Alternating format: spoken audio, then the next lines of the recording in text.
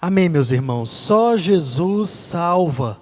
Só o Senhor tem poder para salvar. Creia nisso nessa noite. Eu quero ler com você para a nossa meditação na palavra do Senhor, o Evangelho de João, capítulo 17. Vamos ler do verso 1 até o verso 5. João, capítulo 17, do verso 1 ao verso 5. E nós vamos ver um pouco mais nessa noite sobre salvação. Diz assim a palavra do nosso Deus: tendo dito estas coisas, Jesus levantou os olhos ao céu e disse: Pai, é chegada a hora, glorifica o teu Filho, para que também o teu Filho te glorifique, pois lhe deste autoridade sobre toda a carne, para que dê a vida eterna a todos os que lhe deste. Ora, a vida eterna é esta, que conheçam a ti, o único Deus verdadeiro, e a Jesus Cristo, a quem enviaste. Eu te glorifiquei na terra, concluindo a obra que me deste para fazer. E agora, Pai, glorifica-me em tua presença, com a glória que tinha contigo antes que o mundo existisse. Fecha os teus olhos mais uma vez e vamos orar. Pai, obrigado pela leitura da tua palavra. Fale aos nossos corações uma vez mais, em nome de Jesus. Amém e amém. Esse texto que nós acabamos de ler, irmãos, é conhecido como a oração sacerdotal do nosso Senhor Jesus. E quando falamos em oração, é algo que realmente tem que estar na vida do crente. Oração precisa estar na minha vida, na sua vida, na vida do servo do Senhor, daquele que se diz adorador do Deus Pai, do Deus Filho e do Deus Espírito Santo. E se você é da nossa igreja, você já me ouviu falar, crente que é crente, ora, fala com Deus. E muitas vezes, meus irmãos, nós estamos sem ânimos para orar, para falar com Deus, mas isso precisa mudar diariamente em nossas vidas, pois a oração, ela é imprescindível para o cristão. Pois se até o nosso Senhor Jesus Cristo, nosso Salvador, o Filho de Deus, enquanto homem aqui nessa terra, Ele orou, Ele falou com Deus Pai, certamente nós também precisamos orar, nós precisamos falar com o nosso Deus, e ainda mais nesse tempo, onde as coisas não andam muito bem, em quase todas as áreas do nosso país e também do nosso mundo. Precisamos, irmãos, orar, precisamos falar com Deus, mas a partir desta oração de Jesus, nós vamos meditar um pouco sobre a salvação. E esta oração nos ensina muito isso. Hoje vamos meditar sobre a salvação. E agora está então diante de nós algo que não somente os crentes necessitam, mas sim toda a humanidade. Toda a humanidade precisa de salvação. Você que está me ouvindo, me vendo nesse exato momento, que ainda não tem certeza de onde vai morar, quando a morte terrena chegar a você, você que vive uma vida longe dos caminhos do Senhor, você que não crê na existência de um Deus vivo e verdadeiro, e por isso confia somente em si mesmo, você que confia a sua vida em deuses falsos, deuses que você mesmo pode fabricar e que não podem fazer absolutamente nada por você, e você sabe disso, mas mesmo assim insiste em confiar a sua vida a isso. Você, meu amigo, precisa da salvação que somente Jesus Cristo pode te oferecer, e Ele está te oferecendo nessa noite.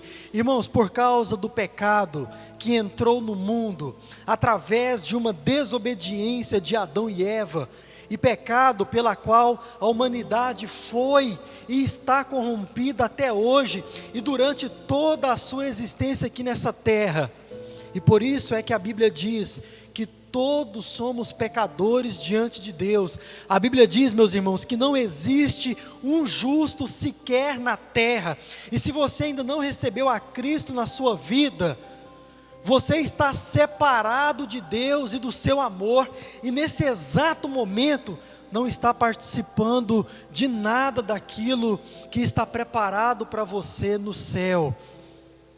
Mas Deus, com sua infinita compaixão, Deus, com sua infinita graça, veio nos redimir dos nossos pecados, nos trazendo de volta para Ele, e isso através do sacrifício do seu Filho Jesus. Sabe para quê? Para que, recebendo a Ele como seu Senhor e como Salvador da sua vida, você se torne um herdeiro da salvação, um herdeiro legítimo da vida eterna. Você precisa da salvação que somente Jesus pode te oferecer.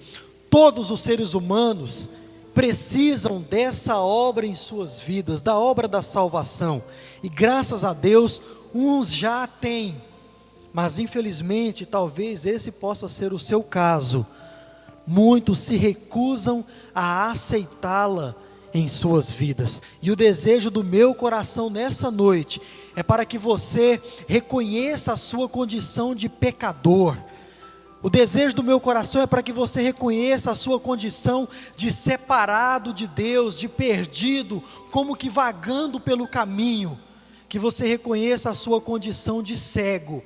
Mas o meu desejo também nessa noite, é para que você possa ser liberto da cegueira espiritual que te habita, que você possa conhecer o caminho pelo qual você já deveria estar andando há muito tempo, o caminho que te leva em direção à vida eterna que Deus tem para te oferecer, e Ele te oferece nessa noite. E a partir desta oração de Jesus, nós vamos ver algumas características da salvação, e a primeira delas que eu quero mostrar para você, é a ferramenta da salvação. Irmãos, quando nós olhamos para o verso 1, aqui nós vemos o que foi usado como ferramenta, como instrumento, como utensílio de Deus para nos trazer a salvação. Atente às palavras de Jesus no verso 1, ele diz: Pai, é chegada a minha hora. Quando nós analisamos essas palavras de Jesus, aqui Jesus está se referindo à cruz sobre a qual ele ia ser pregado e morto daqui a algumas horas. E quando, irmãos, nós então analisamos toda a história do nosso Senhor, nós percebemos que o Senhor Jesus, ele já veio a essa terra com a sua agenda toda completa, tanto que em alguns momentos o pediram um milagre, e ele então disse: não é chegada a minha hora.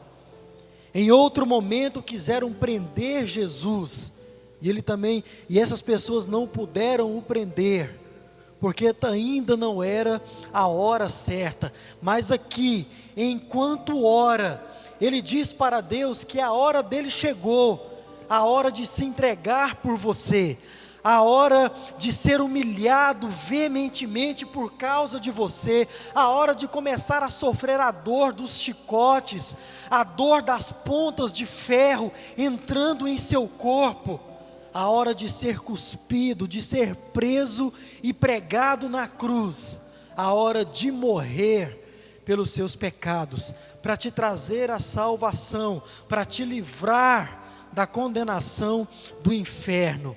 A cruz é o instrumento usado por Deus, foi a ferramenta usada por Deus para nos trazer a salvação, e nós devemos lembrar dela, devemos olhar para ela. Também a cruz, além de tudo isso, ela era também para glorificar ao Pai. Atente às palavras de Jesus: glorifica o teu Filho, para que também o teu Filho te glorifique. Irmãos, Jesus passou a sua vida inteira glorificando a Deus, e de muitas formas, através de milagres maravilhosos, através da própria pregação da palavra de Deus que Jesus pregava ao seu povo. A vida de Jesus foi uma vida de retidão, honrando, glorificando ao Pai. Mas como diz Hernandes Dias Lopes, em nenhum lugar, em nenhum palco, o Pai foi mais glorificado do que quando o seu Filho estava vertendo o seu sangue ali naquela cruz. Irmãos, ali na cruz está a prova mais evidente do amor de Deus para com você. Ali está o ápice do amor de Deus para com você. De modo que, se você estiver achando que para você não tem mais jeito, olhe para a cruz. Se você não tem mais esperança na vida, se acha que tudo está perdido, olhe para a cruz. Se você estiver achando que está sendo abandonado neste mundo mal, olhe para a cruz. Se você acha que ninguém mais te ama, se você acha que ninguém mais se importa com você, eu te convido a olhar para a cruz, pois ali Deus foi glorificado e o sangue de Cristo foi derramado por você. Olhe para a cruz. Esse foi o instrumento, a ferramenta usada por Deus para te trazer a salvação. Quando nós olhamos para o versículo 2 e o verso 3, nós vimos também, em segundo lugar, qual foi a fonte da salvação. E nesses versos, meus irmãos e meus amigos, nós percebemos a essência, a fonte da salvação, que é a autoridade dada por Deus a Jesus Cristo, e também a própria vida eterna, que é encontrada somente nele. Jesus é o assunto dos evangelhos, e sobre ele foi dado por Deus a autoridade de nos trazer a salvação. A nenhum outro foi e a nenhum outro será dado tal autoridade. E sabe, meu amigo, eu não sei em quem você acredita, eu não sei no que você acredita, mas de uma coisa eu sei: se você confia que vai ser salvo para a vida eterna, se você crer que alguém pode interceder entre você e Deus, se você crer que pode alcançar a salvação através de qualquer coisa, ou através de qualquer outra pessoa, ou através de qualquer outra forma, a não ser Jesus Cristo, você está completamente enganado e perdendo o seu tempo. E além de tudo isso, está indo em direção contrária da salvação. E é com muita tristeza que eu digo que caminhar em direção contrária à vida eterna significa dizer que você está caminhando em direção à condenação eterna. E isso é muito triste, porque eu não sei em quem você acredita, mas eu sei que Maria não tem autoridade para te trazer a salvação.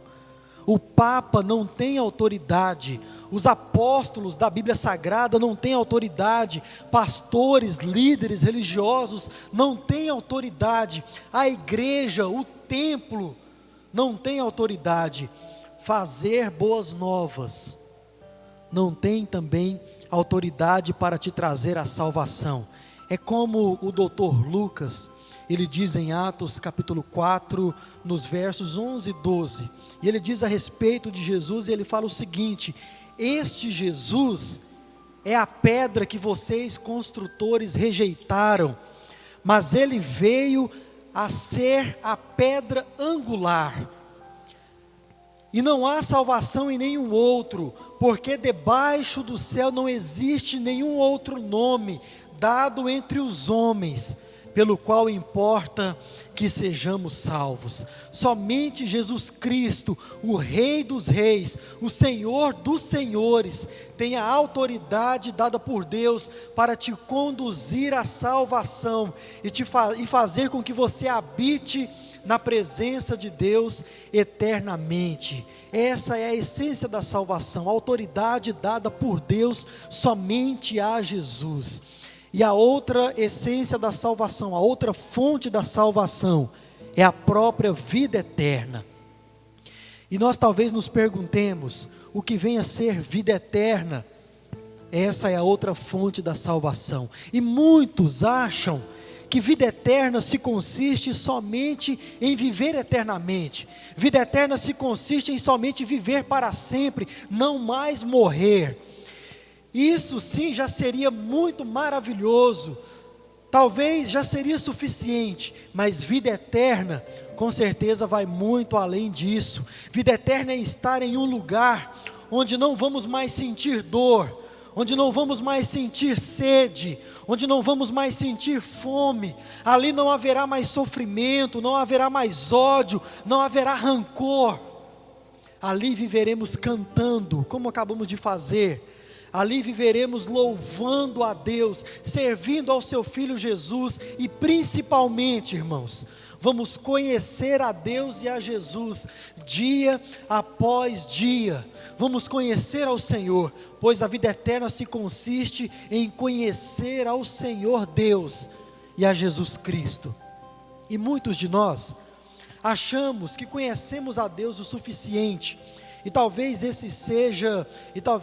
essa seja a razão pela qual a vida cristã de muitos se tornaram muito monótona, muito simples, muito normal, porque julgam não ter mais nada a saber e a reter de Deus. Isso é um engano. Sabe por quê?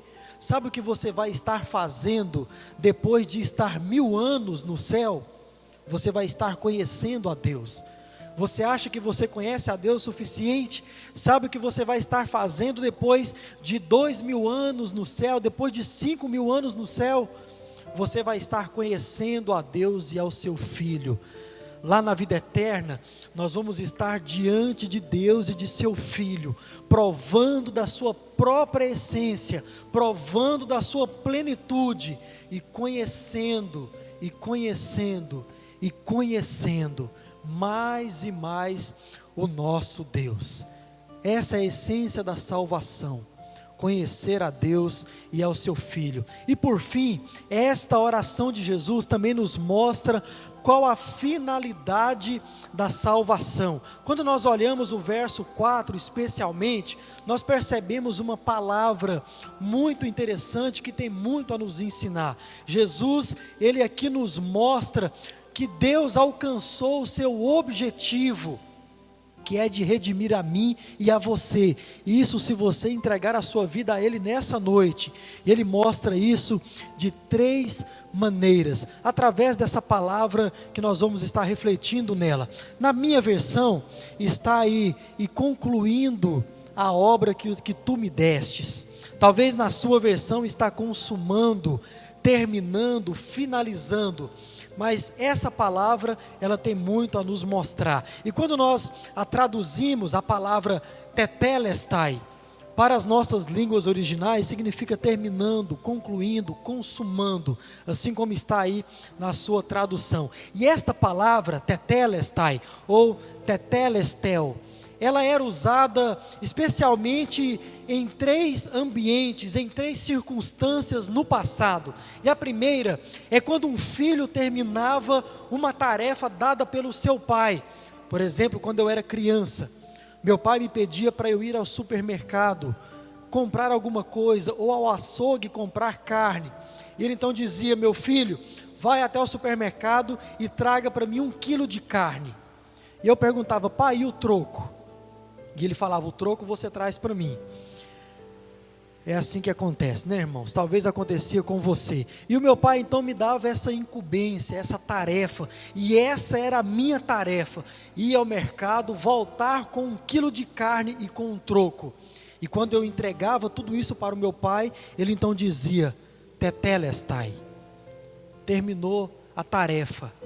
Irmãos, quando nós olhamos para a vida de Jesus, nós vemos que Ele, como filho, Ele cumpriu tudo que lhe foi compelido a fazer pelo Pai. Ele então veio a esse mundo, passou por tudo, sofreu, morreu, ressuscitou. Essa era a sua tarefa, para nos trazer a salvação. E com certeza então, nesse momento em que Ele ora, Ele diz: tetelestai, terminei a tarefa que foi me colocada. Um segundo momento, uma segunda situação que esta palavra também era usada no passado, era quando alguém quitava uma dívida sua ou de outra pessoa. Hoje, quando nós compramos alguma coisa, certamente nós compramos isso parcelado, na maioria das vezes. No passado isso também acontecia, e quando a pessoa ia pagar tão somente as parcelas, ela simplesmente pagava, não recebia nada em troca, não recebia nada que dizia que aquela dívida estava quitada. Mas ao final, quando ele então pagava a última parcela, ele recebia um documento, um recibo, dizendo: Tetelestai, está consumado a sua dívida, acabou. Quando nós olhamos para Jesus, nós vimos que Jesus é esse fiador. Jesus é aquele que foi enviado para quitar a dívida que você tem com Deus. Só Jesus pode fazer isso, ninguém mais pôde, ninguém com certeza mais irá fazer, somente Jesus. Mas uma terceira situação que esta palavra era usada no passado, era quando alguém adquiria uma casa própria, quando alguém adquiria uma fazenda, como esta aqui, uma propriedade, um lugar para morar, um lugar para passar a sua vida. Então essa pessoa, ao pagar essa propriedade, era entregue então a ele a escritura, e nessa escritura estava carimbado: Tetelestai. Agora essa propriedade é sua, ninguém mais pode tirar de você. Quero dizer para você que quando você recebe a Jesus como seu Senhor e como Salvador da sua vida, a partir desse momento, você tem um lugar garantido para passar a sua eternidade, para viver eternamente. Você tem um lar, você tem um lugar para morar, uma propriedade que ninguém mais pode tirar de você, que é o céu.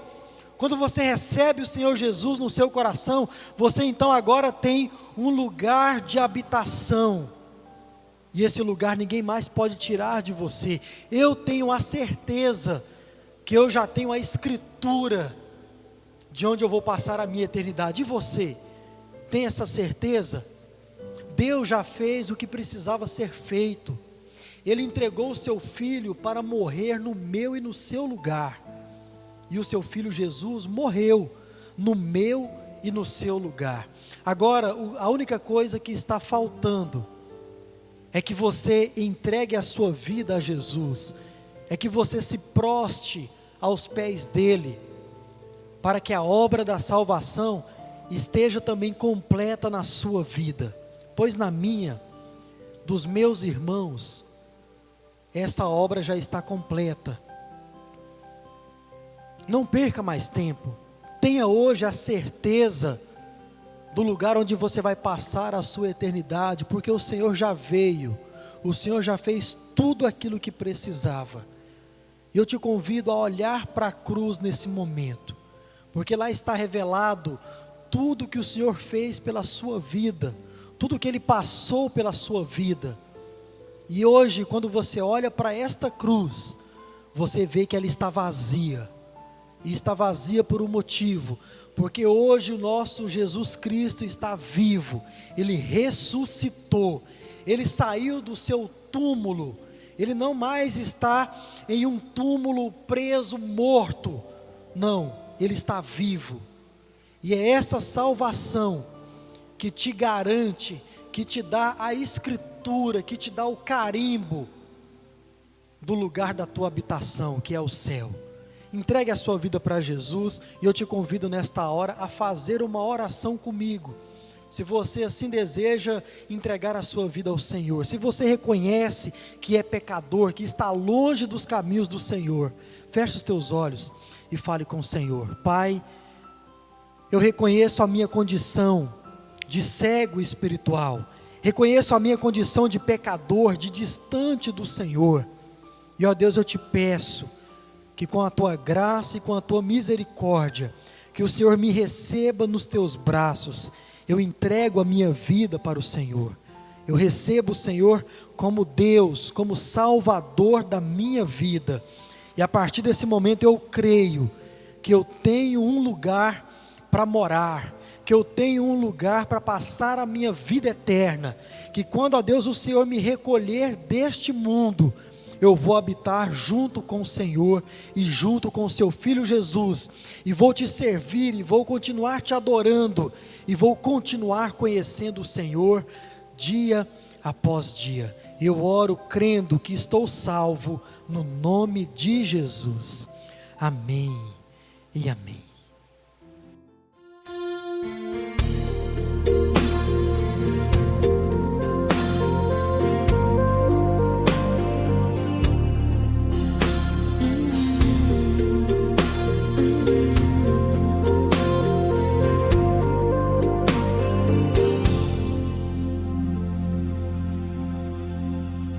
Sabe, Senhor,